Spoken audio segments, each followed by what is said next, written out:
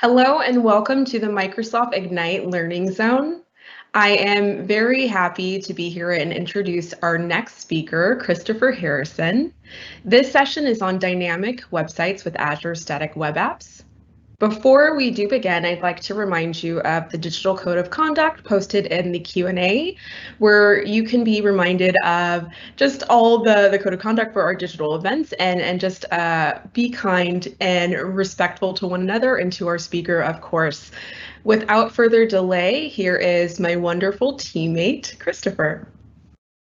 Well, thank you very much, Megan, and good morning, good afternoon, good evening, depending on where in the world you happen to be. My name is Christopher Harrison, Senior Program Manager inside of Microsoft Cloud and AI, and I'm super excited to be talking about probably my favorite feature, or at the very least one of my favorite features to be released by Microsoft recently, and that is Azure Static Web Apps. So without any further ado, because we've got a fair bit to get through, let's get right on into it. So let's go ahead and start talking about Azure Static Web Apps. I do want to highlight, of course, the fact that there is the Q&A. Please feel free to ask questions, and we'll get to them towards the end.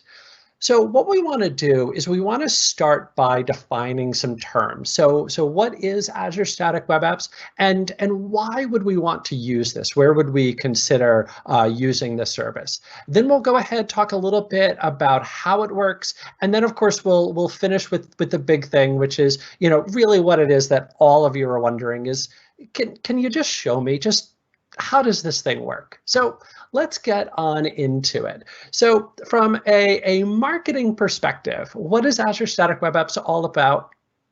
It's about going from code to global scale in minutes. Now, I do want to define this term here real quick, this static web app.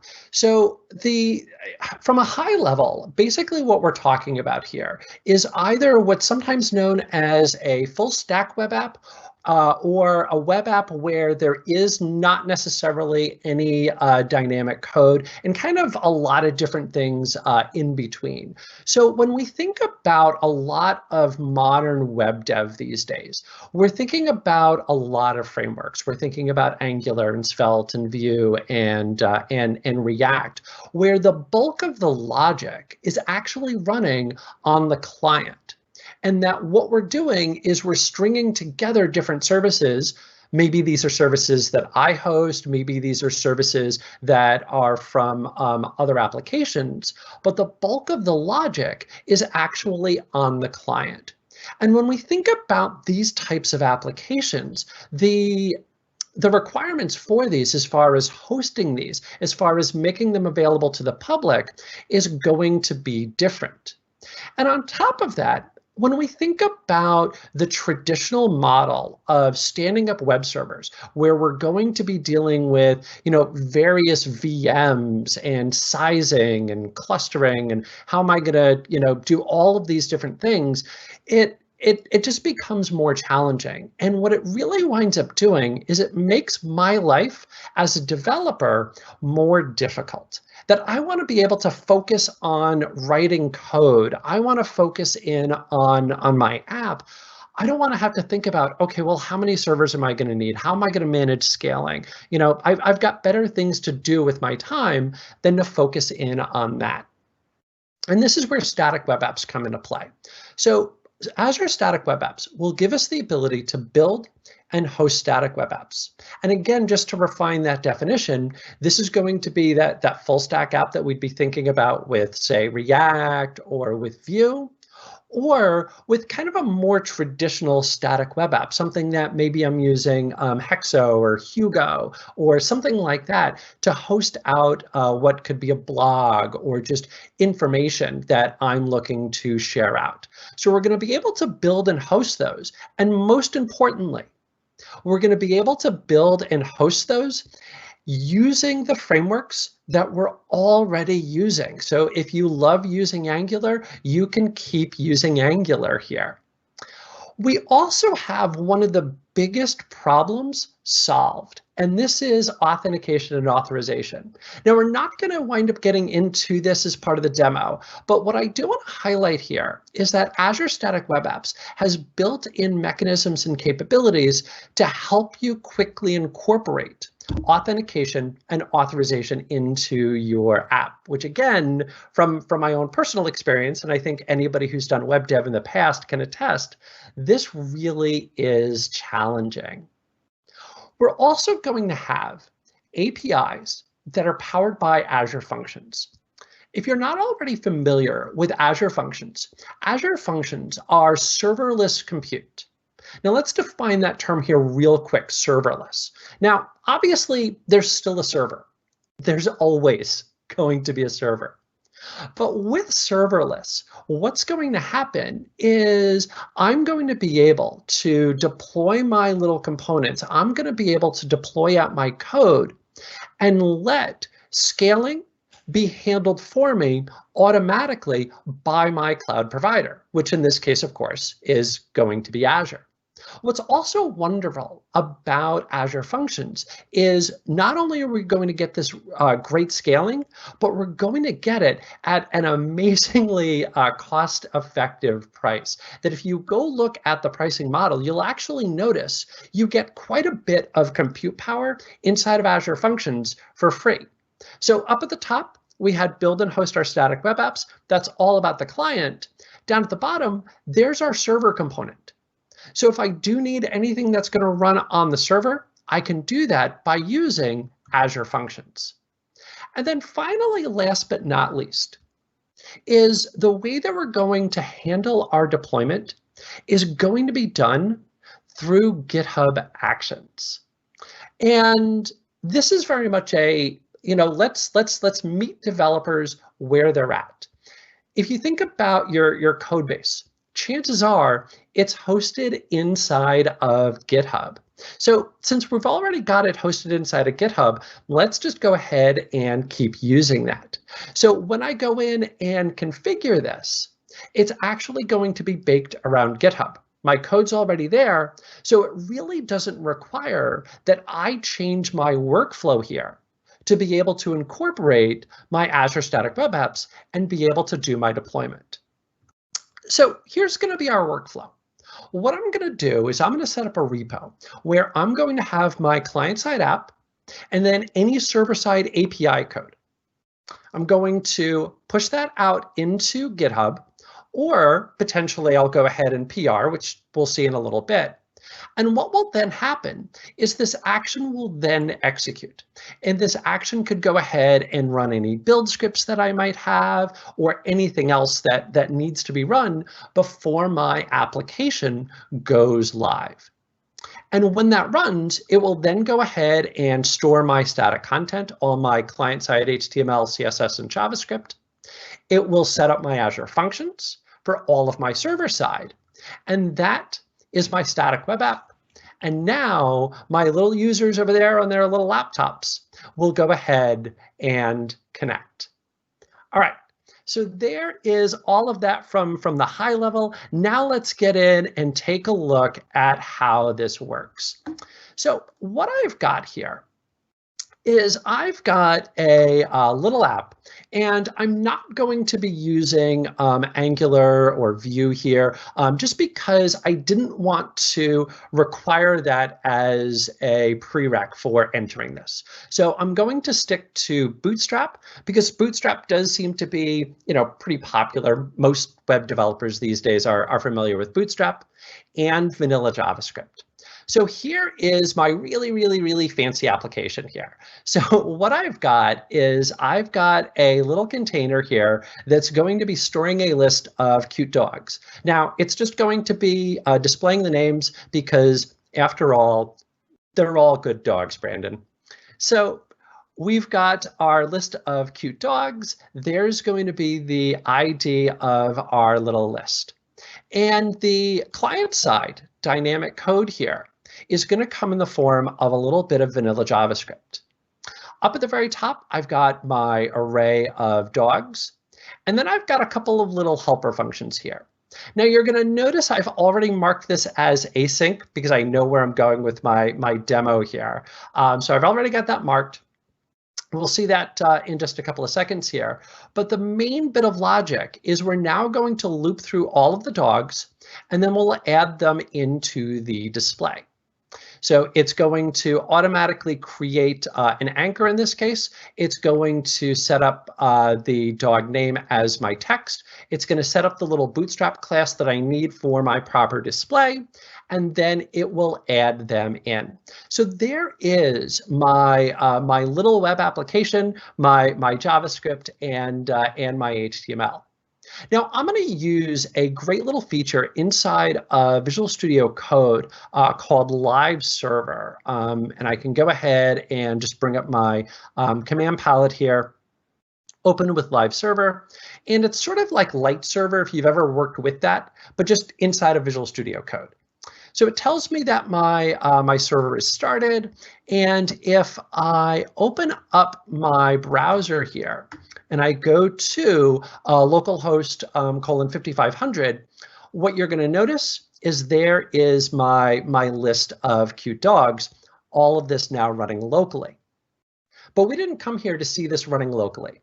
We came here to see this running in the cloud. So let's get this over to the cloud.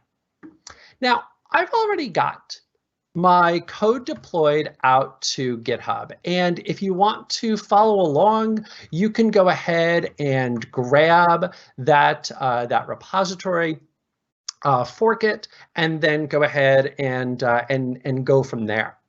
So there's nothing that's overly fancy about this repository. You are going to notice that, yes, there's a couple of branches, and most of this is just because it's got different states of this demonstration here. But otherwise, it really is just a normal repository here. There's nothing fancy. There's nothing up my sleeves. So it's just those two little files that have been deployed out.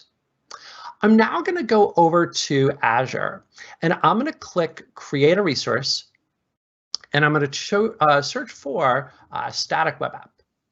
Plunk. The sound effects help, by the way. I'm going to click on Create, and then I'm going to create a brand new what's known as resource group, and I'm going to say ASWA Ignite. Now, if you're not familiar with Azure, you're not familiar with resource groups, a resource group is a group of resources, thus the name. Now it's going to ask me for a name, and I'll say ASWA Ignite. It's going to ask me for a region, and you're going to notice that it's a relatively small number of regions right now. And the reason for this is because this is still in preview mode. So I'm going to choose a region that's close to me. I'll choose West US 2. And you are going to notice that right now the SKU is free. It is in free, again, because it's in preview. And then it's going to ask me to connect out to GitHub. So this will take just a second there. And then now you're going to notice that it will show me all of my repositories. So I'm going to choose Geek Trainer as my org. My repository, I'm just going to type in and do a search for that ASWA starter. And then it's going to ask me, okay, well, what branch? And the main branch that I'm using here is going to be starter. So I'll just go ahead and choose that. Now, when I scroll down here, it's going to ask me about build details. And basically, this is me telling Azure Static Web Apps where to find my code and where I want it to put it. Now, it's got a bunch of built-in options right here. You are going to notice newly announced that Blazor is there. In my case, though, I'm doing custom because I've got my own JavaScript and a bit of Bootstrap. So I'll choose custom. Now it's going to say, all right, well, what do you want the root of your application to be? And in my case, that's going to be /. It's going to ask me, where's your server-side API? And that's going to be inside of a folder called API. We'll build that up in a little bit. And then it's going to ask me, where is all of your client-side code? And in my case, it's just going to be inside of the root. I can actually just leave that empty because there's nothing that needs to be specified. Now, if you were using, say, Angular or Svelte, or if you were using, say, TypeScript, yay, TypeScript, you could go ahead and then specify the folder that is going to be emit by, say, Webpack or Snowpack or whatever it is that you happen to be using to create the final version of that code. So now I'll click Review and Create, and then I'll click Create, and then give this just a couple of seconds here. And what this is going to do, I can actually just kick back over to GitHub here. What this is going to do is this is now going to create a brand new action right here inside of GitHub that's now going to execute and then deploy out my code. Now, you can go ahead and read the YAML later on, but the big thing that I want to highlight is any time now that I push into Starter or I PR into it, it's now going to execute this script and it's going to go ahead and deploy out. If I go back over here to Azure, that was just enough time for me to stall, I can now click on Go to Resource, and now here is my, my static web app. Now you're going to notice, first of all, that it generated this random URL for me. And that's just fine, because this URL is designed for dev purposes. What happens if you want to go to production? Totally cool, we've got you covered. This does support custom domains. So you can go in, set up whatever custom domain it is that you're going to be using, and away you go from there. Gives you the instructions on how to do that. But if I go back over here to Overview, there is that little URL. And if I click on this and I go ahead and zoom in, you can now see that there is that web app that I just deployed. And I'll even go ahead and paste that into the Q&A so you can see that. So there is our application all deployed out. And all that I really had to do was to do things that I was already doing. I was already using JavaScript, I was already using HTML, I was already using GitHub. And just a couple of clicks, and now I've got my web app deployed out to the world. Okay, well, that's cool, Christopher. But, you know, what happens if I want to be able to add in some sort of server-side code? All right. Let's go ahead and take a look at that. So what I'm going to do is I'm going to go back to my code here, and I'm going to create a brand new folder called API. Now, I've already got one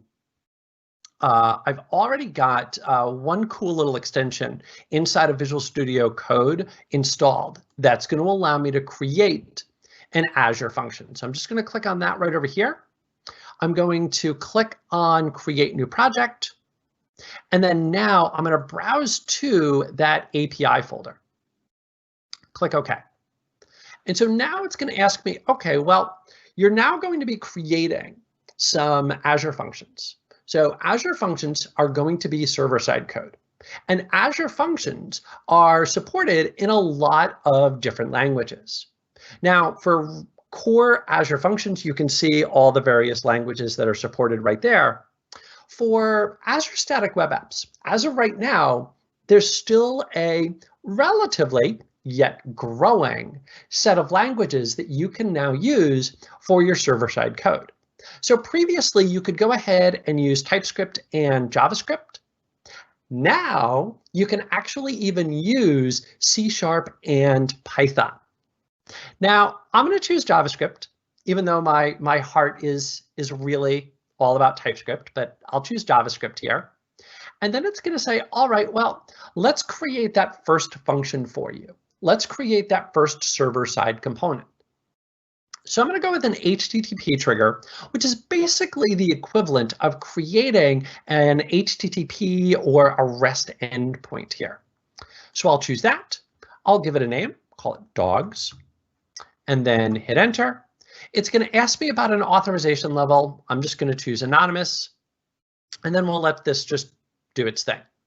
Now, it's given me some boilerplate code here, and I'm going to swap this out with the code that I actually want to use here. So let me just swap that out with the code that that I actually want to use. Let me just make sure. Yeah, okay. Boop, boop, boop. All right, cool. So here is the code that I'm going to use, and let me talk through it. So what you're going to notice is we're going to export out our function. So this is just a JavaScript function. Now we're going to get two parameters. We're going to get our context, and we're going to get our request object. So our context is going to give us a bit of it's going to give us access to everything that's going on behind the scenes inside of our function. So in particular, it's going to give us the ability to log, and it's going to give us the ability to send information down. So the information that I want to send down is going to be this array of dogs right here. And you're going to notice that I'm just put the first one as Azure. So there's our body. There's our header. This is now what we're going to return back. So this now becomes a server-side component that I can now call. Okay.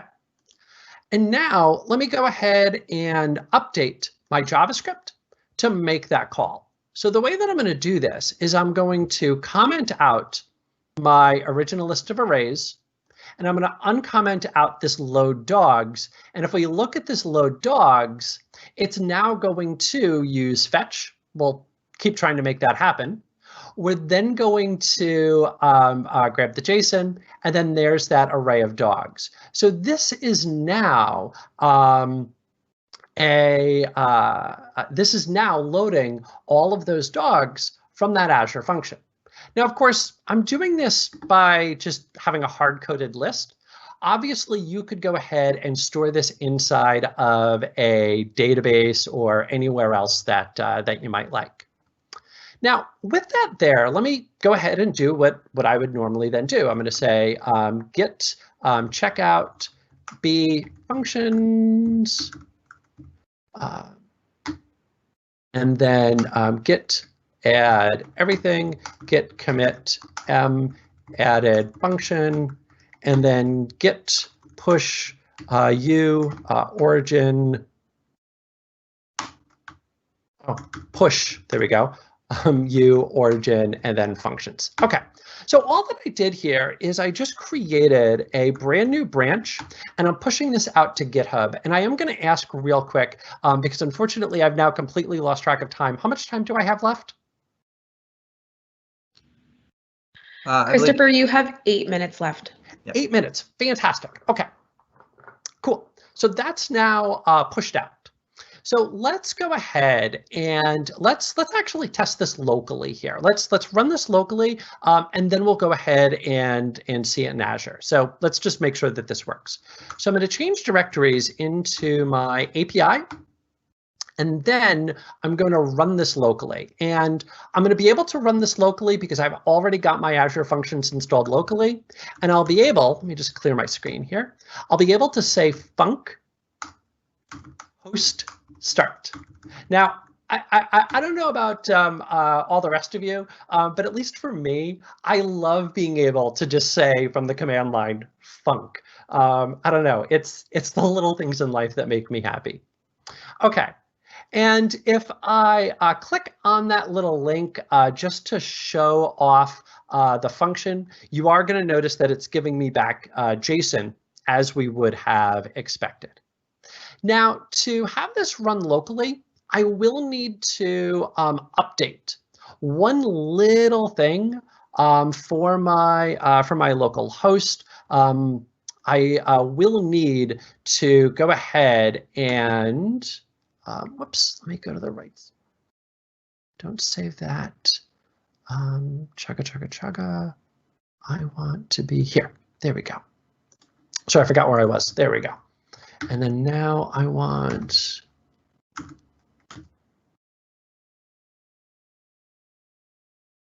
Okay, I guess I'm just going to do this manually. All right. Cool. Give me 2 seconds here. true API, and then I'll talk about what it is I'm doing in just a second here. 7071 API. Okay, sorry.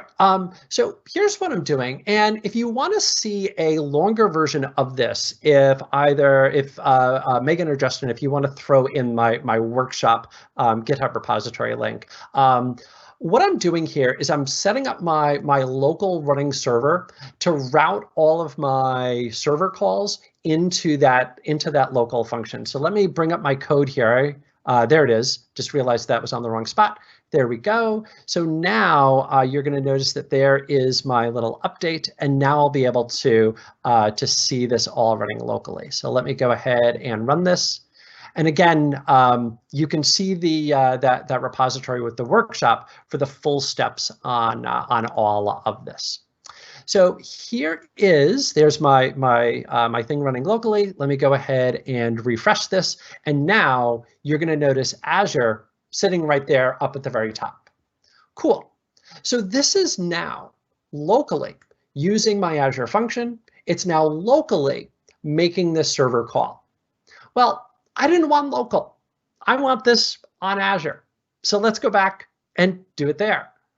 But you're going to notice I'm actually going to do this straight through GitHub. So I've pushed out that new branch. It goes, hey, you've got this here. Do you want to create a pull request? Well, yes, as a matter of fact, I do. So I'll click on compare and pull request, added function, create pull request. And then I'll go ahead and say merge and let that push out. So I'm looking inside the chat window, and it looks like I don't have 8 minutes after all. Is that correct? Currently, you have 4 minutes left. Oh, okay. We miscommunicated here. I apologize. So I've got 4 minutes left before we close the whole thing. That till the end of this session, correct. Okay. So go ahead and start asking questions. And what wonderful. I'll do in the background is go ahead and do this. Yeah, we miscommunicated there. When I asked how much time was left, I had meant for my talking time. I apologize. That's gotcha. So let me just start firing the questions out, yes, since we're only going to get to a few. The first one that came up a couple times was just, what is the main difference between Azure App Services and Azure Static Web Apps? Yeah, this is a great question. So App Services is a wonderful, wonderful, wonderful product. It's a wonderful service. And what it is geared towards is for web apps where primarily your work is being done on the server. So this could be Django, this could be Flask, this could be where my server is generating the HTML, and then I need complete control over how I'm going to manage all of the scaling, the VM sizes, and everything else. Azure Static Web Apps is great for scenarios where we're now sort of doing the reverse, that it's going to be our logic on the client primarily, where our server is now going to be doing little things. It's basically just maybe acting as a front end to a database, but it's the client that's really actually manipulating all the puppet strings here, if you will. So that's really where Static Web Apps is targeted, is right for that. And then it really frees me up from having to worry about things like scaling and so forth. Wonderful, thank you. So another question that we heard a couple times was just clarification on Azure Static Web Apps only working with GitHub for now and not Azure DevOps.